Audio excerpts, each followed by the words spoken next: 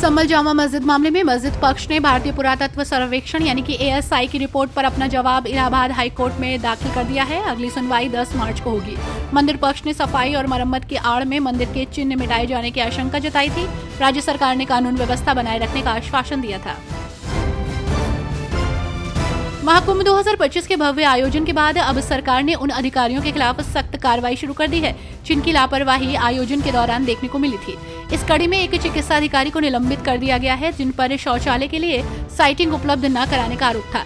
उप मुख्यमंत्री ब्रजेश पाठक ने खुद इस कार्रवाई की जानकारी दी और कहा कि महाकुंभ जैसे ऐतिहासिक आयोजन में कोताही बरतने वालों को किसी भी हाल में बख्शा नहीं जाएगा। उत्तर प्रदेश के विधानसभा अध्यक्ष सतीश महाना ने सदन में कुछ विधायकों द्वारा पान मसाला खाकर थूकने का मुद्दा उठाया। उन्होंने कहा कि दाग साफ करवाएं। अन्य विधायक से आग्रह किया कि वे दूसरों को ऐसा करने से रोकें और विधायकों से अपील की कि वे आगे आकर उनके सामने आकर अपनी गलती स्वीकार करें। Uttar Pradesh anti terrorist squad ने पाकिस्तान की खुफिया एजेंसी के लिए काम करने वाले संदिग्धों के खिलाफ बड़ा अभियान चलाया है। ये सर्च ऑपरेशन आजमगढ़, बलिया समेत कई जिलों में किया गया, जिसमें कई संदिग्धों को हिरासत में लेकर पूछताछ की जा रही है। सूत्रों के अनुसार ये संदिग्ध लोग सेना और अन्य सुरक्षा बलों के अधिकारियों को हनी ट्रैप में फंसाकर गोपनीय जानकारियां पाकिस्तान इंटेलिजेंस को भेज रहे थे।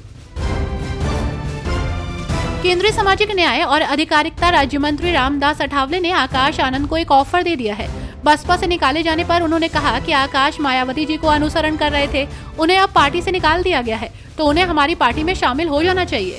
हम रिपब्लिकन पार्टी ऑफ इंडिया में उन्हें उचित सम्मान देंगे। वो बहुजन समाज के मिशन को आगे बढ़ा रहे थे।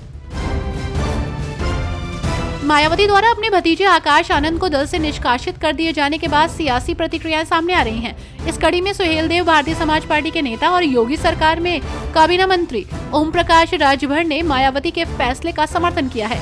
उन्होंने दावा किया कि बसपा को तोड़ने की कोशिश की जा रही थी। ओपी राजभर ने कहा कि कई बार बसपा को तोड़ने की कोशिश हुई लेकिन मायावती ने उसे पूरा नहीं होने दिया। मायावती ने आकाश आनंद के साथ ठीक किया। आकाश आनंद को यही दवाई चाहिए थी। मौलाना शहाबुद्दीन रजवी ने कहा कि सपा नेता अबू आजमी ने कोई भी ऐसी बात नहीं कही है जो देशद्रोह के दायरे में आती है। जो लोग उनके खिलाफ देशद्रोह का मुकदमा कायम करने और कानूनी कार्रवाई की बात कर रहे हैं, ये सब फिजूल की बातें हैं। अबू आजमी ने देश के खिलाफ कुछ भी नहीं कहा। सीबीआई ने PDDU रेल मंडल में पदोन्नति में रिश्वतखोरी के मामले में कार्रवाई की है। मंडल रेल कार्यालय पर छापा मारकर 3 रेलवे अधिकारियों को गिरफ्तार किया है।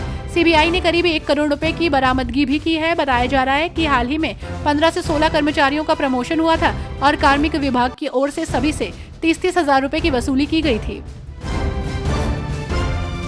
यूपी के मुरादाबाद से सामने आया दिल दहलाने वाला मामला। मुरादाबाद में एक सिपाही ने अपनी लाइसेंसी राइफल से गोली मारकर सुसाइड कर ली।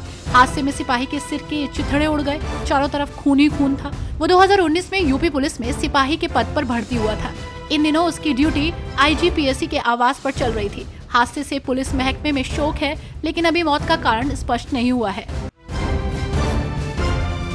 अग्निवीर भर्ती के लिए रजिस्ट्रेशन की तारीख घोषित कर दी गई है। इच्छुक उम्मीदवार 5 मार्च से 3 अप्रैल तक रजिस्ट्रेशन कर सकते हैं। सेना भर्ती कार्यालय ने युवाओं से अपील की है कि किसी भी तरह का संशय होने पर सहयोग ले।